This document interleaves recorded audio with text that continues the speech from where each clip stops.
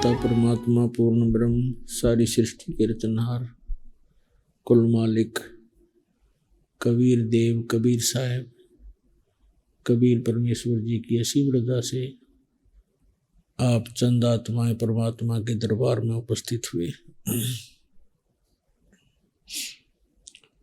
भक्ति मुक्ति के दाता सतगुरु भटकत प्राणी फिरंदा उस साहिब के हुक्म बिना नहीं तरवर पात हिलंदा। उस परमात्मा की रजा के बिना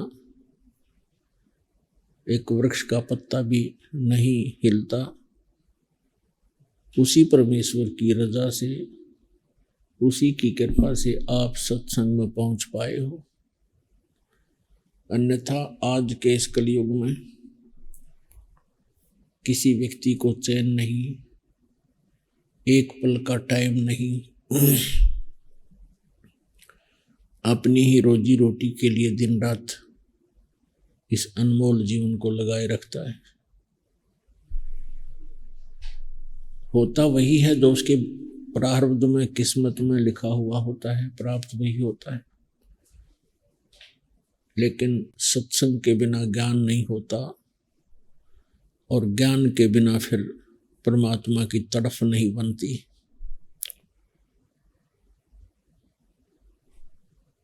सत्संग के अंदर बहुत ही पुण्यकर्मी प्राणी उपस्थित होते हैं। आप उन पुण्य प्राणियों में से हैं,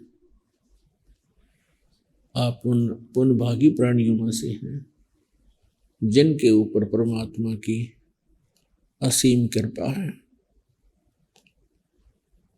आपको वो स्थान मिला, आपको वो ज्ञान मिला, आपको वो भगवान मिला जिसके लिए हम अभी तक तड़फ रहे थे।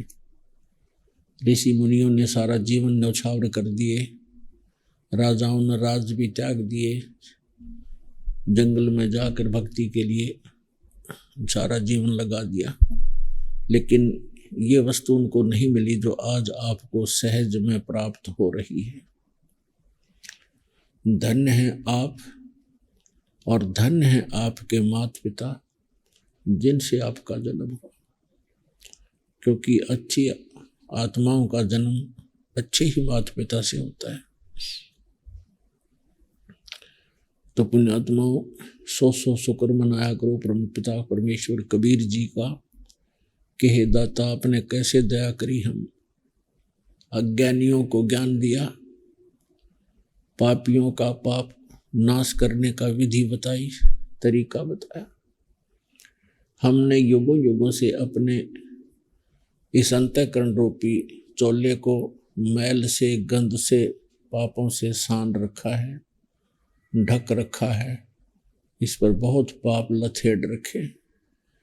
अभी तक हमें इन पापों का नाश करने का जो साधन था वो प्राप्त नहीं हुआ था। अब वो सतनाम और सारनाम आपको प्राप्त हुआ है, प्राप्त होगा, हो रहा है, जिससे आपके युगों युगों के पाप भी नाश होंगे, आप निर्मल होगे और भक्ति धनी होकर के आप उस स्थान पर पहुंच जाओगे जहां से आप बिछुड़े हुए हो। आप उस सुख को जो सतलोक के अंदर आपको प्राप्त था, सहज में प्राप्त था, कोई किसी चीज की वस्तु का अभाव नहीं था, किसी वस्तु की वहां कमी नहीं थी, सभी पदार्थ आपके सामने भरपूर रहते थे। और इस मन की एक ऐसी आदत है, जब ये सुखी हो जाता है, ये बकवादें करता है और उस सुख स्थान को त्यागने की पूरी चेष्टा करता है। उसी के परिणाम स्वरूप हम उस भरे सुखों से भरे उस लोक को त्याग कर या दुखों से भरे लोक में आ गए। आम के बगीचे को छोड़कर हम बबूल के वन में घुस गए और बबूल के वन में अब हम आम ढूंढ रहे हैं। इस गंदे लोक में हम सुख खोज रहे हैं। कोई राजा बनकर सुखी होना चाहता है, निर्धन चाहता है धनी हो जाऊं, धनी होकर मैं सुखी हो जाऊंगा। धनी सपने में भी सुखी नहीं होता। और आम व्यक्ति सोचता है मैं मंत्री बन जाऊं, प्रधानमंत्री बन जाऊं, सुखी हो जाऊंगा। सपने में भी सुख नहीं है मंत्री, मुख्यमंत्री और प्रधानमंत्री को।